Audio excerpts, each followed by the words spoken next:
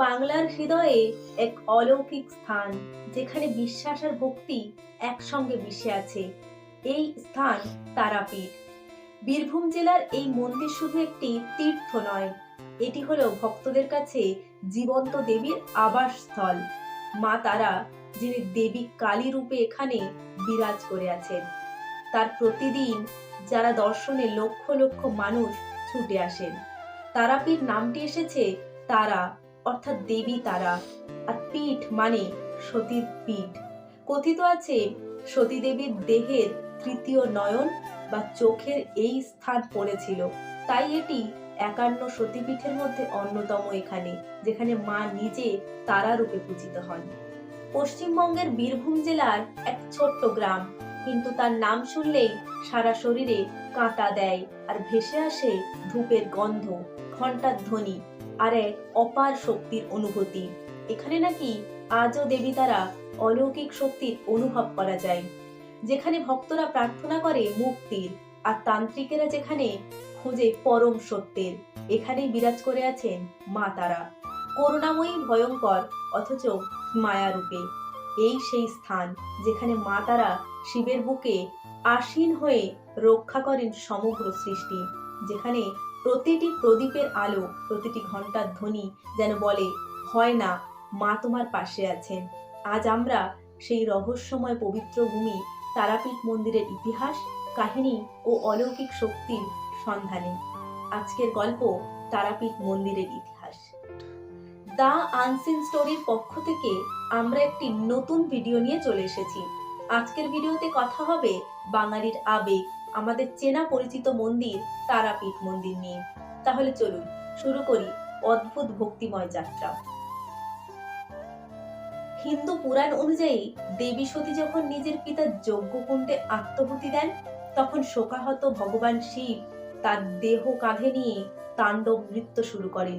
বিশ্ব ধ্বংসের আশঙ্কায় বিষ্ণু তার সুদর্শন চক্র দিয়ে সতীর দেহকে খণ্ড খণ্ড করে দেন। সেই দেহ খণ্ডগুলি যেখানে পড়েছিল, সেখানে সৃষ্টি হয়েছিল ৫১ শক্তিপীঠ।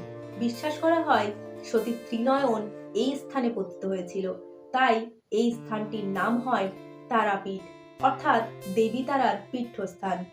মন্দিরের উৎপত্তির ১০০০ বছরেরও বেশি সময় ধরে, যা হিন্দুদের কাছে একটি বিশিষ্ট উপাসনালয় হিসাবে মর্যাদা দৃঢ় করে তুলেছে।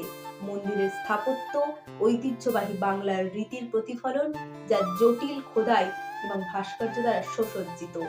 শতাব্দীর পর শতাব্দী ধরে এই স্থাপত্য জাঁকজমক রক্ষার জন্য একটি সংস্কার এবং পুনরুদ্ধারের মধ্য দিয়ে গেছে। মন্দির কমপ্লেক্স, মহাশ্মশান সহ অন্যান্য গুরুত্বপূর্ণ কাঠামো রয়েছে, যা গভীর ধর্মীয় গুরুত্ব বহন করে।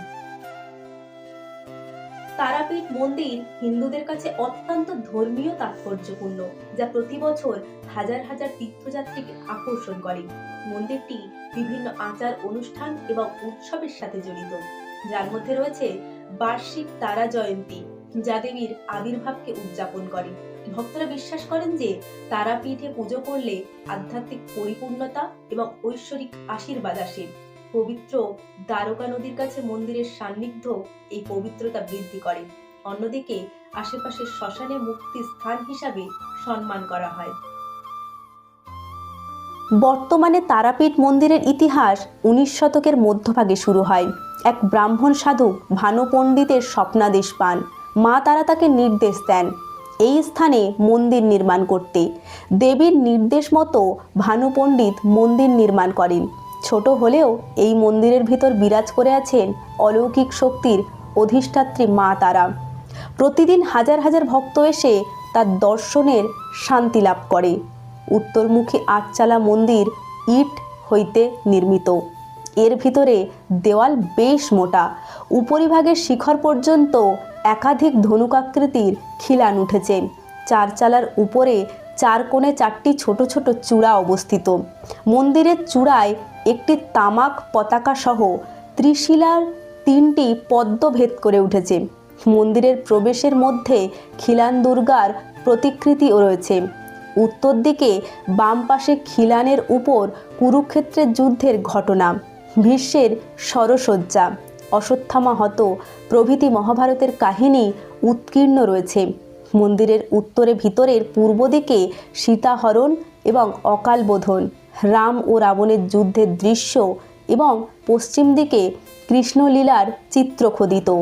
12 বাই 6 ফুট মাপের মন্দিরের গর্ভগৃহ দেবী মূর্তির সংস্থাপিত। তারাপীঠ শুধু মন্দির নয়, এটি তন্ত্র সাধনারও কেন্দ্র। এখানে জন্ম নিয়েছিলেন এক অলৌকিক সাধক ভামকেশ্বর তান্ত্রিক, যাকে সবাই শ্রদ্ধা করে বামাখ্যাপা নামে চেনেন। তিনি ছিলেন মা তারার প্রিয় সন্তান। শ্মশানে বসে সাধনা করে তিনি অলৌকিক শক্তি অর্জন করেন। তার জীবন আজও ভক্তদের কাছে এক বিস্ময়কর, কারণ তিনি প্রমাণ করেছিলেন ভক্ত এবং তপস্যা মিলে মানুষ দেবতাদেরও প্রিয় হতে পারে। মন্দিরের নিকটেই আছে তার আশ্রম। বামাখ্যাপা ছিলেন তারা দেবীর একনিষ্ঠ ভক্ত। তিনি মন্দিরে পূজা করতেন এবং শ্মশানে সাধনা করতেন। তিনি তারাপীঠের নিকটবর্তী মল্লরাজদের মন্দির গ্রাম মালুটিতে সাধনা করেন। তিনি ছিলেন 19বিংশ শতকের অপর প্রসিদ্ধ কালী ভক্ত, রামকৃষ্ণ পরমহংসের সমসাময়িক। অল্প বয়সেই তিনি গৃহ ত্যাগ করেন এবং কৈলাসপতি বাবার সান্নিধ্যে তন্ত্র সাধনা শুরু করেন। পরে তিনি সমগ্র তারাপীঠের প্রধান ধর্মীয় ব্যক্তি হয়ে উঠেছিলেন। ভক্তরা তার কাছে আশীর্বাদ বা আরোগ্যর প্রার্থনা করতে আসত। কেউ কেউ আবার শুধু তাকে দর্শন করতেই আসত। কথিত আছে তারা দেবীর শ্মশান ক্ষেত্রে ভীষণাবেশে বামাখ্যাপাকে দর্শন দিয়ে তাকে স্তন পান করিয়েছিলেন। তারাপীঠে প্রতিদিন চলে মা তারার আরাধনা। বিশেষ করে অমাবস্যা, কালরাত্রি ও দোল পূর্ণিমা তিথিতে ভক্তদের ঢল নামে। দেবীকে এখানে রক্তচন্দন, বিল্বপত্র, লাল ফুলে পূজা করা হয়। মন্দিরের পাশেই রয়েছে বিখ্যাত শ্মশানতলা, যেখানে তান্ত্রিক সাধকেরা সাধনা করেন। পশ্চিমবঙ্গের এই রকম একাধিক শক্তিপীঠ অবস্থিত। এগুলির মধ্যে সর্বাপেক্ষা গুরুত্বপূর্ণ পীঠ হল কালীঘাট ও তারাপীঠ। সতীর তৃতীয় নয়ন বা নয়নতারা তারাপুর বা তারাপীঠ গ্রামে পড়ে এবং প্রসারিত ভূত হয়ে উঠে যায়। ঋষি বশিষ্ঠ প্রথম এই রূপটি দেখতে পান এবং সতীকে তারা রূপে পূজা করেন।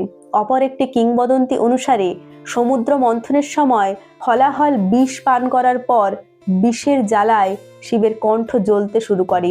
এই সময় তারা দেবী শিবকে আপন স্তন পান করিয়েছিলেন, তার জ্বালা নিবারণ করেন। স্থানীয় কিংবদন্তি অনুসারে বৈশিষ্ট্য তারাপীঠ নামে প্রসিদ্ধ এই তীর্থ দেবী সতীর পূজা করেন।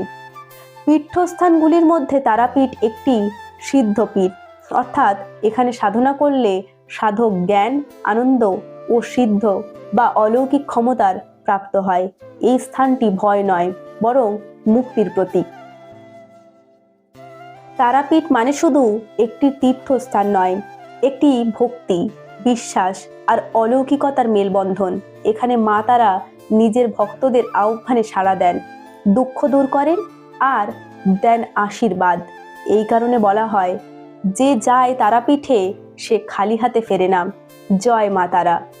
তা ছিল এই আজকের ভিডিওটি ভালো লাগলে লাইক, কমেন্ট, শেয়ার আর সাবস্ক্রাইব করতে ভুলবেন না। দেখা হবে পরের একটি অজানা ভিডিওতে।